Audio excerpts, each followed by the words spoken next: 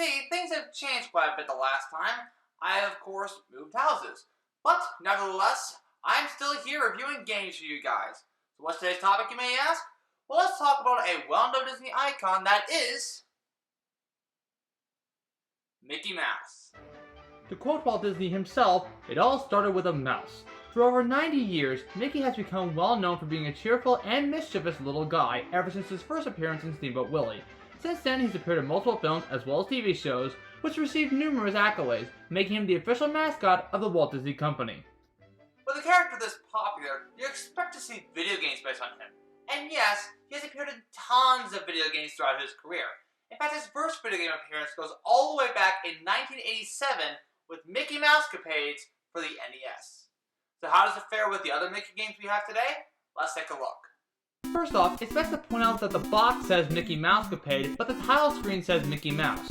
Why is that? Well, it might be based on a Famicom game translated as Mickey Mouse Adventures in Wonderland, but I'm not quite sure exactly. So what's the plot of this game? Well, according to the game's manual, Mickey and Minnie are off on an adventure to find their mystery friend. And that's about it from what I can tell. And finally, the game is made by two well-known game developers, Hudson Soft from the Bomberman games, and Capcom in its first game collaboration with Disney lasting for an impressive 32 years. You know what else Mickey did in 1987? The Mickey Motion. It's from an album called Mickey's Rock Around the Mouse, which features original songs based on the style of the 1950s. Why am I talking about it, you may ask? I don't know. It was just something I wanted to point out. So without further ado, on to the game! Let's start off with the first level, Funhouse. Mickey and Minnie start off the game defenseless. No weapons, no projectiles, nothing. Well, that's good, except you have enemies in your path, and even touching an enemy makes you lose your health. So you need a weapon to defeat these enemies. But how do you ask? Well, here's how. After climbing up a ladder, both Mickey and Minnie have to make their way to another room and open a chest revealing the weapon of the game, stars. Really? They kill enemies by throwing stars? In Mega Man you have a blaster, and that's it. In Ghosts and Goblins you have a knife or a javelin or whatever weapon that pops up. Here, it's just stars. I thought I was playing Mickey Mousecapade, not Milan's Secret Castle. But yes, both Mickey and Minnie defeat enemies by throwing stars at them. Not only that, but they can also find some hidden goodies when throwing stars at secret locations around each level. Some are good, like extra lives, jewels that grant you more health, and a fairy that grants them invincibility. Others are bad, but more on that later. Some enemies in this level include spiders, snakes, moving chairs, owls, I think, broomsticks, and even a falling chandelier. Out of all the enemies in this game, there's one enemy that I cannot stand for the life of me.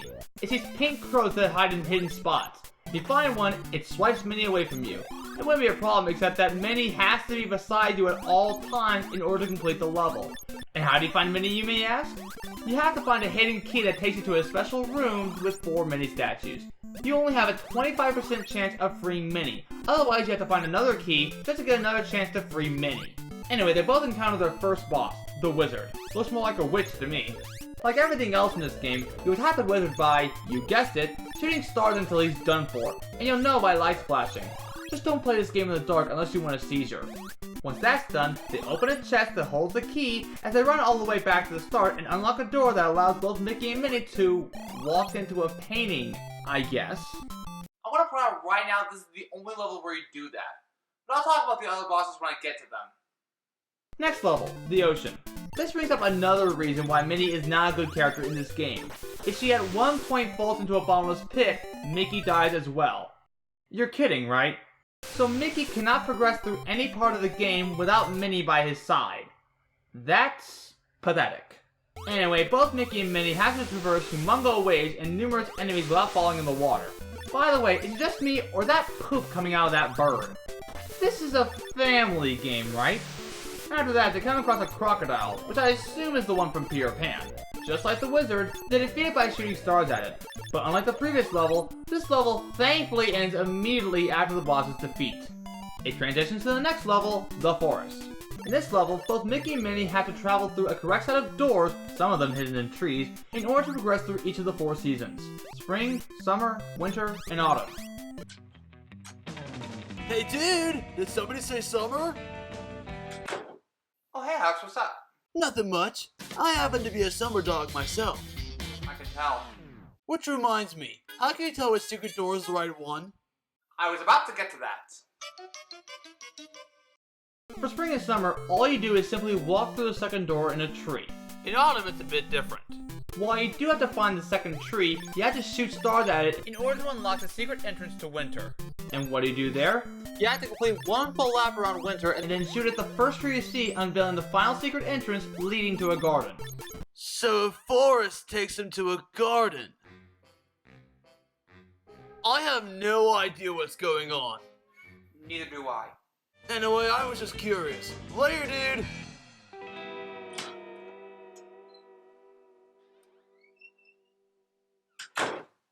They then come across the next boss, a snake. And no, it's not Cough from the Jungle Book. After a few stars to the head, Mickey and Minnie make their way to the next level, the pirate ship. This may be the shortest level in the whole game, consisting of only 4 screens. Just venture through the bow of the ship and come across Pegleg Pete. By the way, did I mention that every boss has their own projectiles? Because they do. From pink projectiles to bubbles to even sonars. Pegleg Pete has knives, which makes sense for a bad pirate. A few stars to the head later, and they make their way to the final level, the castle.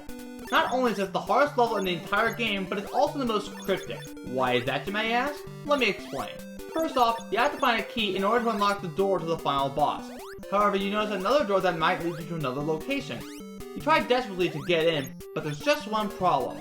You can't enter the room without Minnie by your side. By the way, did I ever mention this game was difficult? Because this game is difficult. In fact, let's compare this game with some other Capcom games during that time, Ghosts and Goblins and the original Mega Man.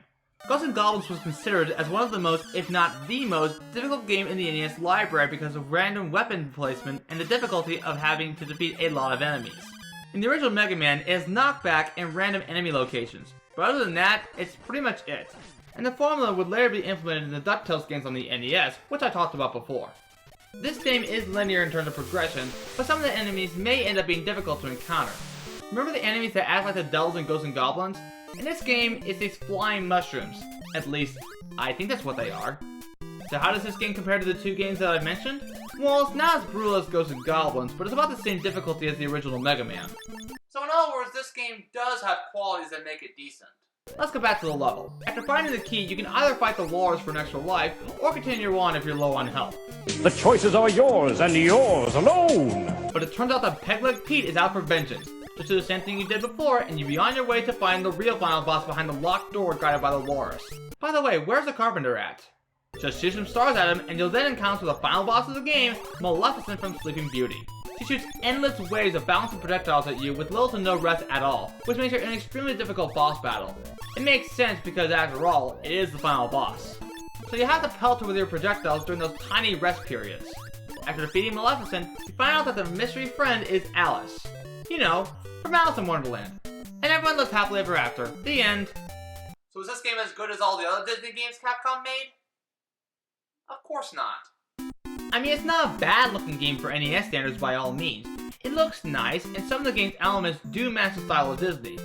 The music is not that bad either, except that it gets repetitive every so often. As for the gameplay, well, the controls are pretty stiff, and having Minnie with you at all times to progress through each level is just appalling to me.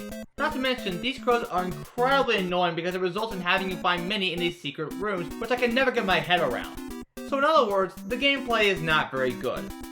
But on a brighter note, Capcom did make better Disney games, especially the ones based on shows from Disney Afternoon. Overall, Mickey Mousecapade is not a good game. In fact, it may be one of the most difficult games I've ever played. Heck, I'm surprised that AVGN hasn't reviewed this game yet. But I'm sure he will. Soon. Now, if you excuse me, I have a Mickey motion to get to. I'm the Fairly Odd Gamer, and I wish you all good luck for the rest of your day or night, wherever you are. Take care, everyone.